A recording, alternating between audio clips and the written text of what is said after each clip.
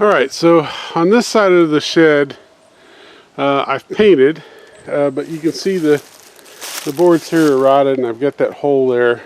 And the bottom of this door is not great, but I think it will continue to be a door without me having to repair it much. But you can see I got a pretty good gap underneath the bottom, big enough for cats and possums and rats and raccoons or whatever else wants to crawl up underneath there. So I'm going to have to put something on the bottom of that door, which isn't a problem. But the other thing I've got is I've got a latch here, and the door opens inward. And the problem I've got with that is I'd like to put some shelves across here. And of course that means I would only be able to put shelves so far down, because otherwise the door would hit them. And I don't know, I guess it's not that big of a deal. I could put shelves down to probably within about 2 feet of the door. But the other problem I've got is the ground comes up, so you can see my clearance inside here is pretty tight, but when the door is closed, then I've got that big gap.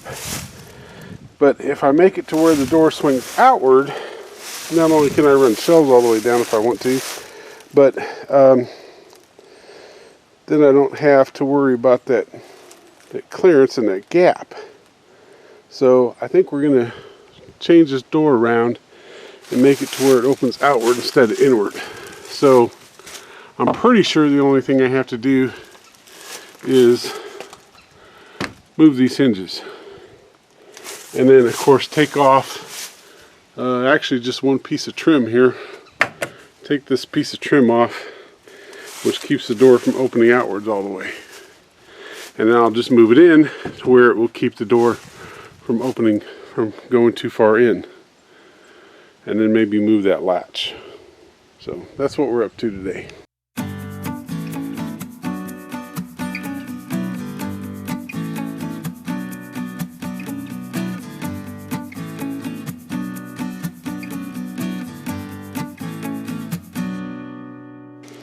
Alright, so while my door that I painted is drying, I'm going to fix the bottom of this shed over here.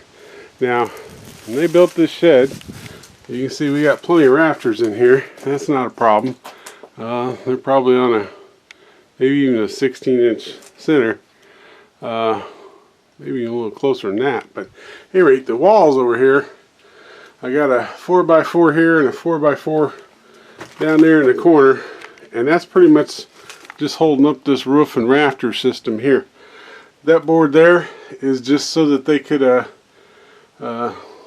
put another piece or have something to nail the top of this panel into. As a matter of fact, you can see they didn't even cut it to the right length, and they put it on there like it was a piece of lap siding.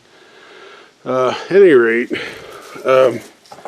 so they've got a board here in the middle, and they've got a board down here on the bottom that runs across, and the only reason for those boards is to have something to attach this siding to. So what I'm going to do is I'm going to hope that the nails that they put in here are kind of centered on that 2x4. If they're not, that's okay, but I'm going to cut underneath these nail holes here.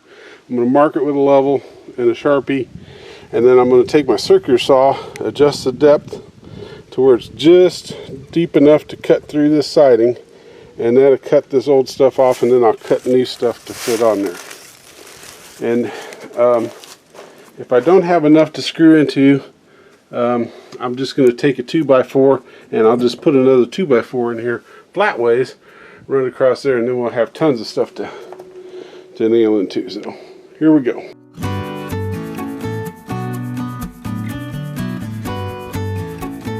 Alright, so to set the depth, what I'm going to do is I've got a piece of scrap pieces of that paneling. I'm going to set it down, and I'm going to look and see if my saw blades here would cut all the way through it. And you can see right here that's not going to. So I'm going to adjust my platform. I've already loosened it. And I hate these stupid guards. Safety guards. You can see it's still not quite enough, but that will cut right through it. So I'm going to set that as my depth, and then we'll be able to saw down that line, and this will fall away, but we won't cut into our 2x4.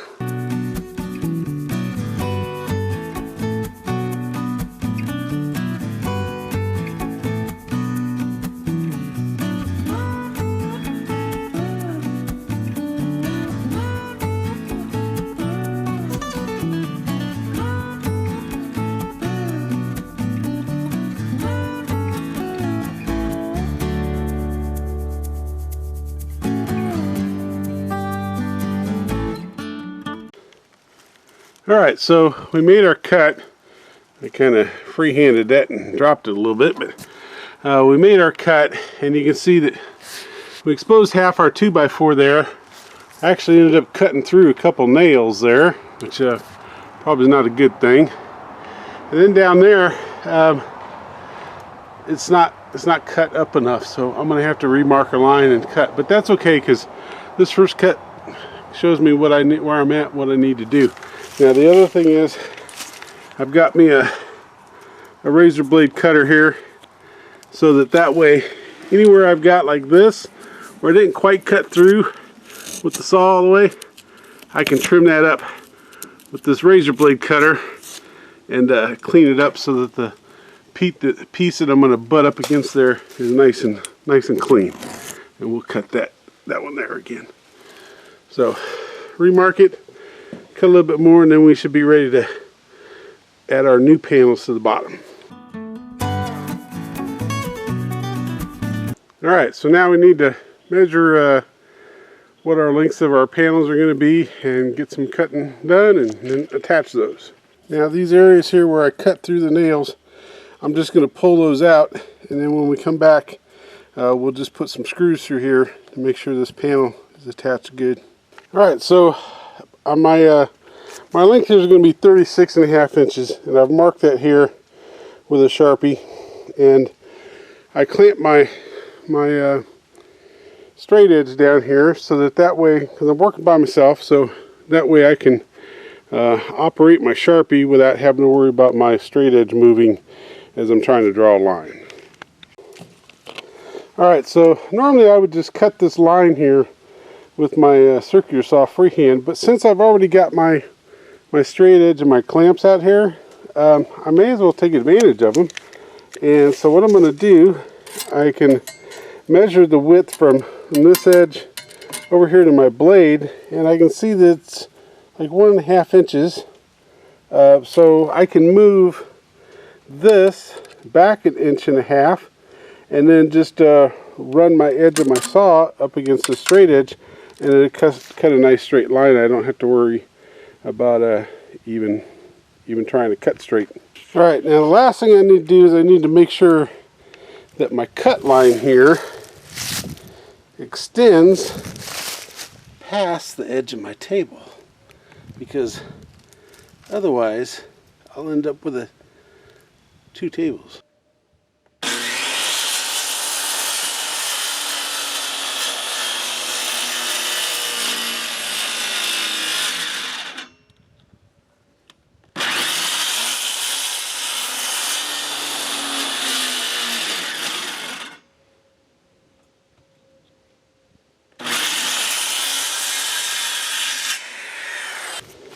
Alright folks, you can see that I'm not cutting straight, and so what that tells me is that my blade is not exactly parallel to the edge of this. But instead of trying to fix that, I'm just going to take this off and cut it freehand. Alright, so I've got my piece here cut, and before I install this, I'm going to come by and I'm going to paint the bottom edge of this. And the reason for that is this is my old piece, and you can see how it rotted at the bottom. And that may have been, I don't see any evidence of any paint on the bottom, When it rains, the rain would drop down there, and then this absorbent material would just suck up the rain, and this bottom would get all wet. So I'm going to paint the bottom here before I put it on.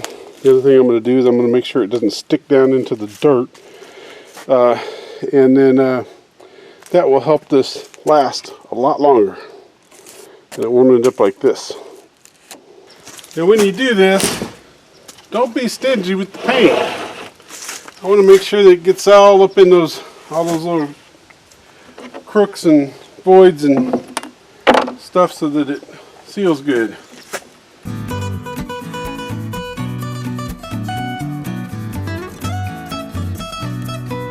Next thing I'm going to do is I'm going to attach or pre-start some of my screws. So I know I'm going to be screwing across the top and down the side and across the bottom. So I'm going to get some screws started in there, and then that way they act as handles. I can grab the screws and kind of use it to position it a little bit better, and then also I don't have to worry about starting it with one hand while I'm trying to hold it up with the other hand. So pre-start your screws where you know they're going to be at least a couple, and then you can come back and always put in more if you need to. Alright, so I'm ready to put my first panel in place, and I put down a couple boards here. Those are not 2x4s, they're like 1x's, and a piece of plywood, so something thin. But if you're doing this by yourself, those are going to come in handy for a couple reasons. First is it's going to keep my freshly painted edge from being in the dirt and the gravel and getting the integrity of the paint getting diminished. At any rate, if you got somebody that can help you manage and hold that board in place while you get the first couple screws in, that's great. But if not, these boards will help you a lot, because you can set it down on that, and then you can grab the board and use it as a pry bar to lift it up and down and get the board in the right place.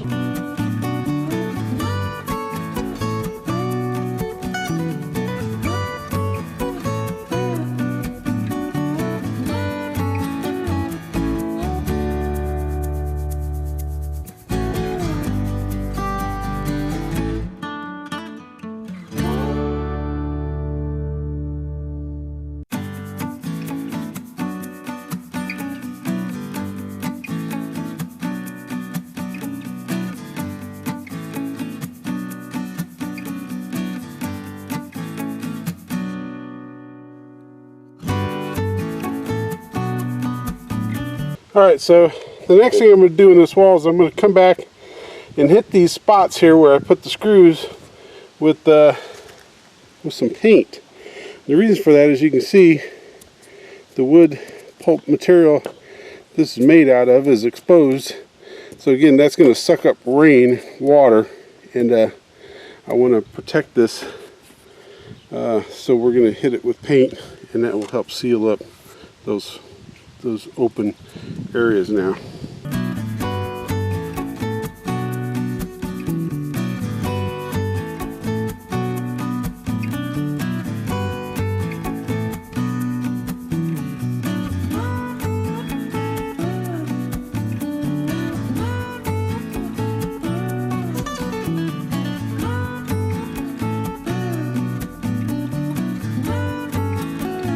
Alright, so we're going to call that wall repair done, and that means the only thing I have left to do is my door hanging. So we're going to need to take this strip here off and get the hinges out and put the door back up so it swings the other way. Now one of my hinges, this hinge here, it won't even move. I can't get it to move by hand. It's so rusty, so we're going to have to replace that. I thought about trying to repair it, but it's just not worth the effort. I'm sure I could pound it out, sand it down, get all the surface rust off, put some oil on it, and it'd probably work just fine. Maybe we'll save it for doing it for another day or emergency use or something, but we'll just replace it. Alright, so we got this board off, but it's old. It's in pretty bad shape. I'm pretty sure we're going to get some new purlin and use it, because this is bad. Alright, so I need to switch the hinges around, and so here's my plan. I've got my hinge and I'm going to set it on the door. I've already figured out that I need it to swing outwards, so this is going to go this way, okay, so that way the door closes. Imagine the wall being here, and then the door will swing out away from the hall, or away from the doorway this way. So to do this, I need to put the screws in here. I want to make sure that this hinge is, the axis of the hinge is parallel to the edge of the door. And if I just tried to do this like that, it might be any degrees out. So I'm going to bend the hinge back and use that to make sure that this part of the hinge is flush with the door, which means my axis of the hinge is parallel to the door edge here. So once I'm happy that that's in the right place, then I'll put my screws in.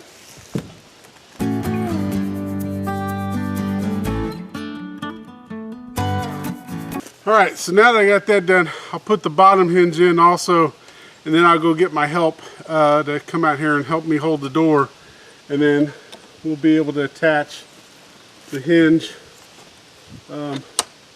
this side of the hinge, to the door frame. Alright, if you remember way back at the beginning of this video, we had this huge gap at the bottom of this door. And so if I set the door on the ground, you can see that gap's at the top, which means I need to lift the door up quite a bit to seal up that gap. So I got some bricks out here and some boards, and I'm going to go get my help. We'll get it put in position and then attach those screws through the hinges, and hopefully this will fit and be square. Alright, so we attached our hinges here, and basically what I did was I lined up this round part of the hinge with the paneling here. And I did the same thing here at the bottom, although you can see I'm missing my piece of paneling here, but I imagined where it would be and attached it, and we lifted it up with the bricks to get it to the right height. And so now we need to figure out if it will close, and it will not close here at the bottom, which is what we discovered when we were trying to check it out and make sure it was going to work. It looked like it was going to hit at the bottom, and sure enough it does. So fortunately I have some paneling that overhangs a little bit, so I'll try to trim that and see if that will get it to close. And if we have to, we'll cut on that door a little bit and get it to close. The other option I would have had is notch out a part of the door here, notch out a part of the frame. That would get rid of some of this gap here that I'm going to have, that hinge gap. But it's just a shed, so I wasn't wanting to do that much work. And the other side didn't have any, I mean, there wasn't any cutouts to begin with. Although what they did was, I see what they did.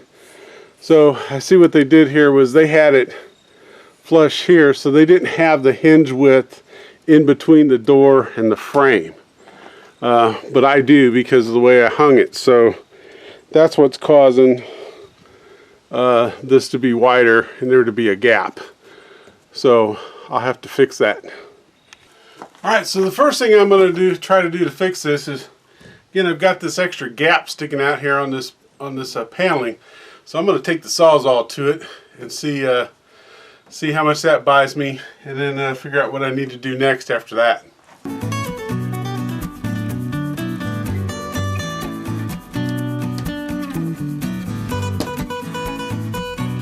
Alright, so they got me quite a bit closer. We just need to trim it up there at the bottom just a little bit more.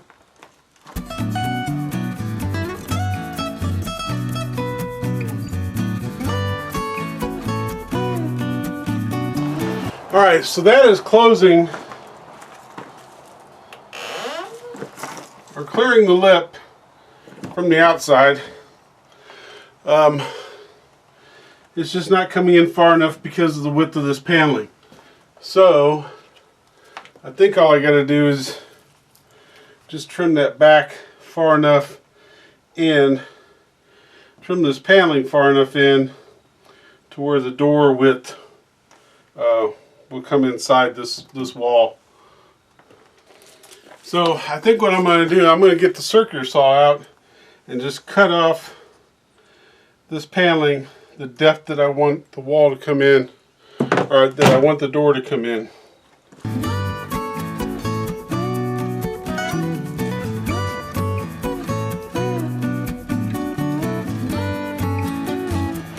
Alright, that worked pretty good. I'm actually going to cut this up just a little bit further. Alright, so you can see that worked pretty good. I'm sticking right here just a little bit.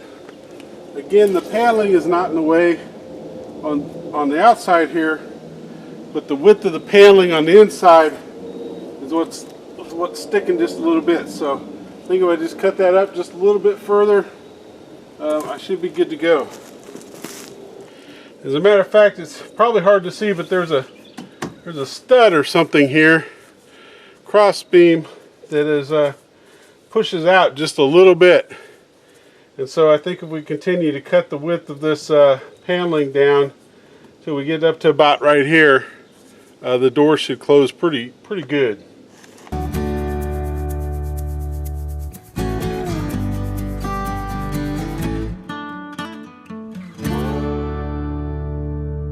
Alright, watch me pull a rabbit out of my hat. That trick ever works. This time for sure. Alright, there we go. Works good. I am sticking just a little bit up here towards the top. Sticking just a little bit. You can see when I close the door, that piece right there is where it's rubbing. So again, I think we've got a 2x4 that is pushing this out. Hopefully you can see that is pushed out just a little bit. So again, we just need to trim. So again, we just need to trim this little bit off, and the door should be good to go all the way.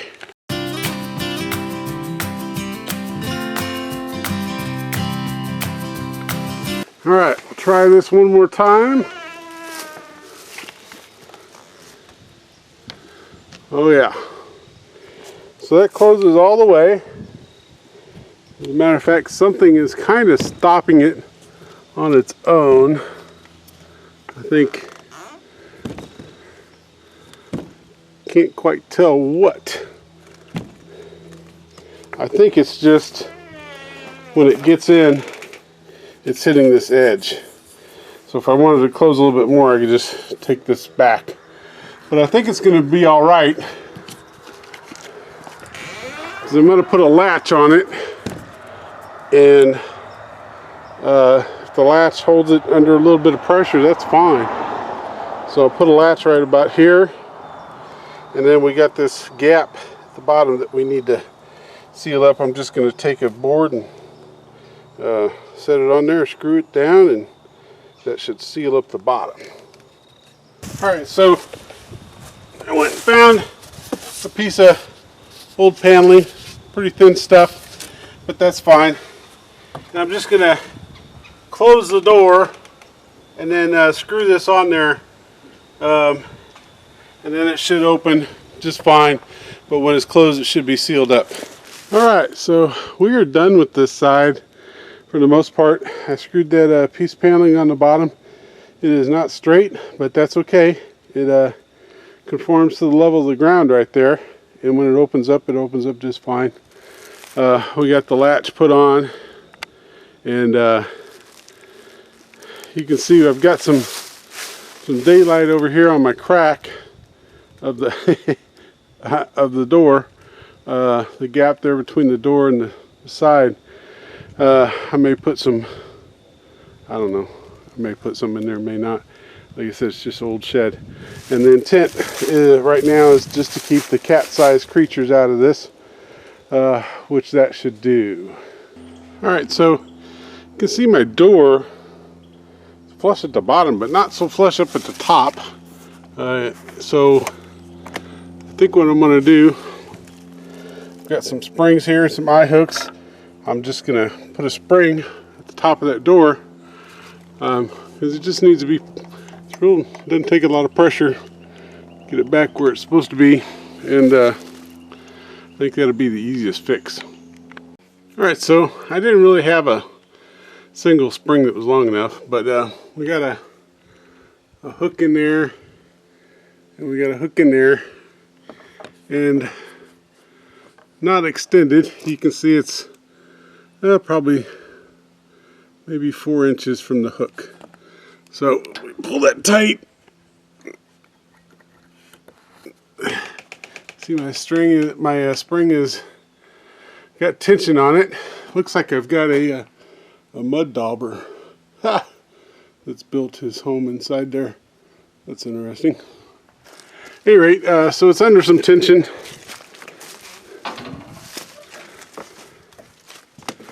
I'm not sure if it's not gonna be enough to pull it tight. So, yeah, you can see when the door's closed, it's loose. So I'm gonna need to move this. So I'm gonna need to move this out to where it's still under tension when the door's closed. So we'll have to move this out to about here. Alright, so we moved that out further. Door wants to close pretty good on its own.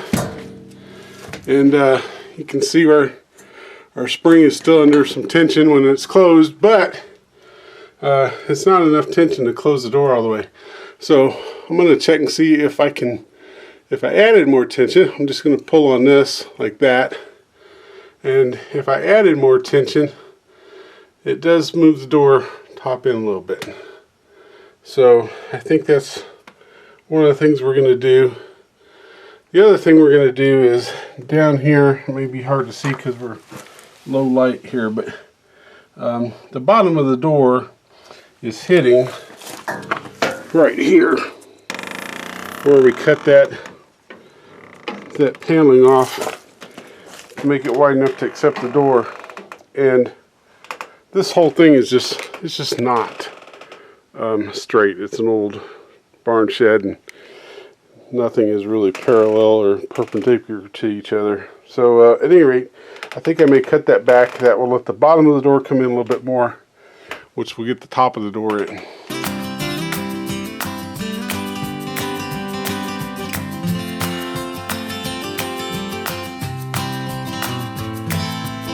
Alright, so it is closing a little bit better, but so it's going a little bit further at the bottom. Not in as far at the top, but I may be okay with that. Alright, so I did just a little bit more trimming. You can see my gap there is fairly even until it gets up to this point where the wall just bows in.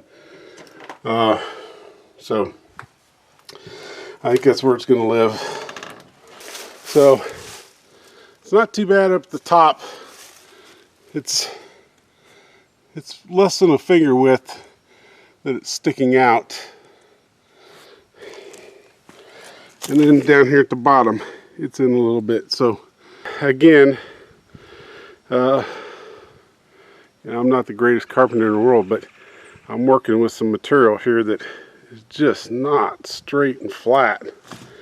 You can see it dips in there at the bottom where the door is at, and yeah, it just is what it is.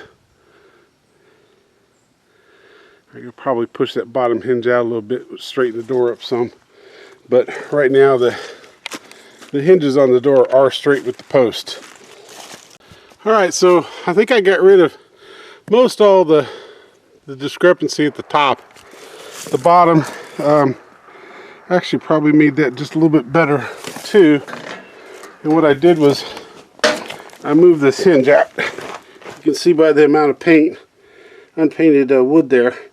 I just moved it over the width of the screws, and that seemed to improve things a little bit better, because this part of the shed is not parallel to this part of the shed, and the door here is transitioning between the two, and I think I got a happy medium.